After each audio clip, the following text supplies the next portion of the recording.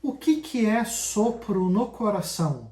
Meu nome é Abel Magalhães, eu sou cardiologista e clínico geral e hoje vamos conversar sobre sopro no coração.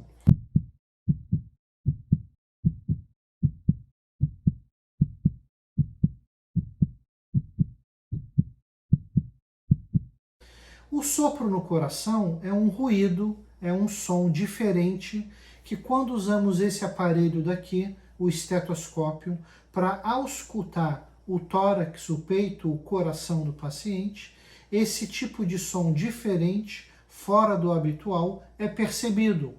Esse sopro ele pode ser graduado em leve, moderado, severo. Ele pode ser graduado conforme a hora em que acontece no ciclo de batimentos do coração.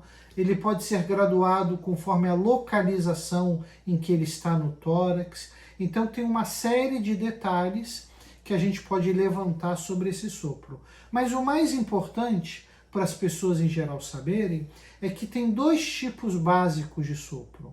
Um sopro inocente ou fisiológico ou funcional, que é um sopro com o qual a gente não precisa se preocupar, e um outro tipo de sopro, que é o sopro patológico, que é o sopro que gera maiores preocupações. Vamos voltar ao primeiro caso, do sopro inocente. Esse sopro inocente, ele costuma acontecer na ausência de qualquer tipo de doença, de qualquer tipo de alteração no coração da pessoa. Ele pode acontecer em muitas crianças, crianças em idade escolar, e não vai acarretar nenhum tipo de problema maior, não vai atrapalhar o desenvolvimento saudável da criança. Então é algo com o qual a gente não tem que se preocupar. Sopro inocente, funcional ou fisiológico é uma coisa que não merece maior preocupação. O segundo tipo de sopro, que é o sopro patológico, esse sim precisa de uma série de abordagens na dependência do que for realmente encontrado. O sopro pode ser por várias causas diferentes, como por exemplo uma válvula do coração que não está funcionando de forma adequada.